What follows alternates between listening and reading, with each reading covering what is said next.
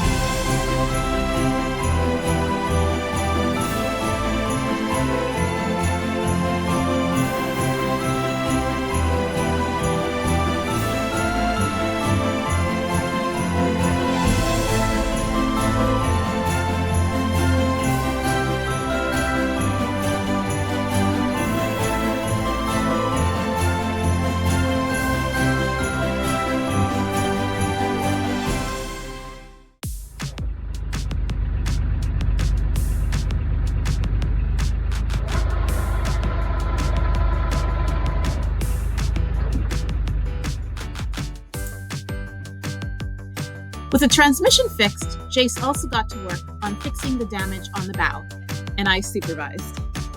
The boys did some fishing, and we enjoyed seeing what St. Petersburg had to offer while we waited for our weather window to open so we could finally set sail to Key West.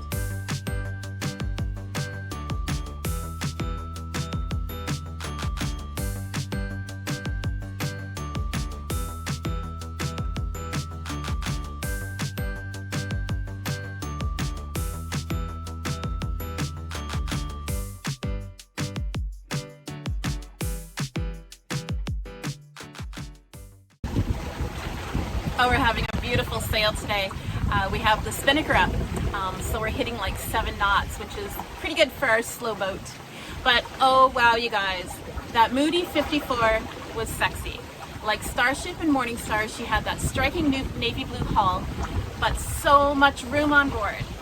Through the agent, we arranged a tour and spent hours going through her, looking at absolutely everything. She was gorgeous, but there was so much work to be done. She needed a lot of system work and TLC. At the same time, we knew that we're resourceful and we could fix her up. So we decided to submit a lowball offer, knowing how much expense and work we needed to put into her. With the offer pending and Starship ready to go, we held to our plan though and set sail for Key West. Arriving in Key West on New Year's Day was amazing. We'd been there before with our friends Wolf and Lou, and we were so excited to share this quirky, vibrant island town with our boys. A day or two later, we were advised that our lowball offer on the Moody 54 was turned down. But that's okay, it just wasn't meant to be. Too soon it was time for Al to jump ship, but that too was okay, because we had work to do on Starship to get her ready to head to the Bahamas. We finally left the dock. It's about 4:45 on December 30th, and we're so excited for our sail to Key West take 2. Second time's a charm. We're feeling way more prepared. The weather forecast looks absolutely gorgeous. Much calmer wind predictions than last time. We may actually get frustrated with not being able to fill the sails, but as long as there's no barfing going on, we'll all be happy. It'll be 2 days, 2 nights. We should be in Key West sometime New Year's Day, hopefully getting there during daylight. And we've already seen dolphins. We're super excited to be on our way. And we got Alex with us. Jeez, Dylan's already busted out the chips. Anyways, we're gonna be celebrating New Year's under sail, which will be kind of cool. I tried to put up decorations, but Jay shut that down. I'll try again later when he's not looking.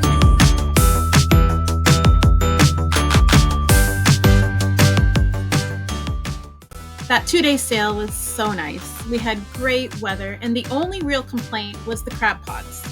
Oh my gosh, these crab pods, they're barely visible crab trap buoys that can easily snag a sailboat's prop or rudder.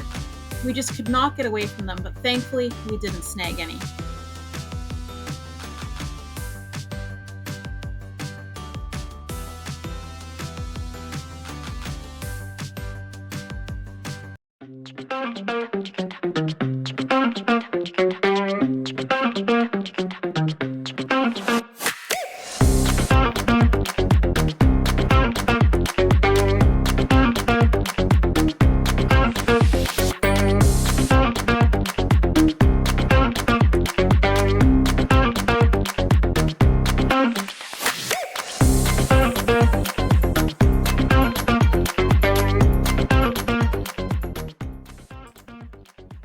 It was a fun surprise to find our friends from Chicago there. Captain Will, his wife Laura, and their kids Kai and Ava.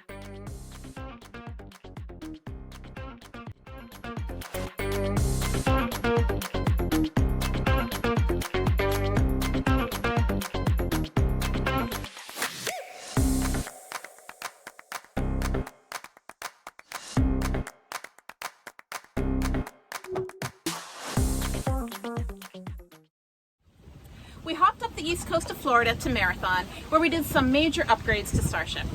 Power and water. We installed lithium batteries and a watermaker to get us ready to head offshore big time. The Lifetime batteries literally changed our life. On our Gulf Passage, one of the things we missed out on mentioning to you all was the fact that we barely had enough power with our AGM battery set up to keep our autopilot running at night. Once installed though, our lithium batteries gave us all the power we needed. It was so nice to get that stress off our backs.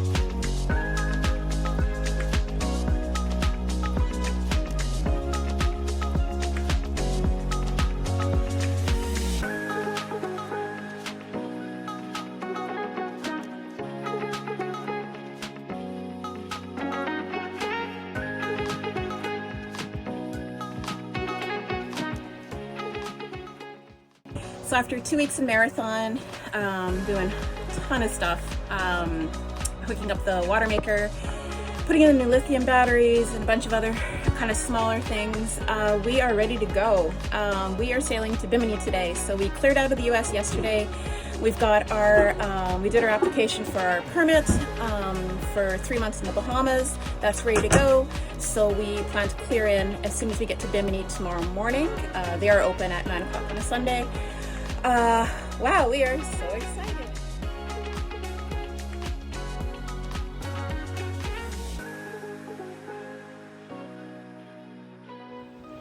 So our next video, Chapter 6, Bohemian Beauty, 5 Months in Paradise, is all about such an incredible part of our journey.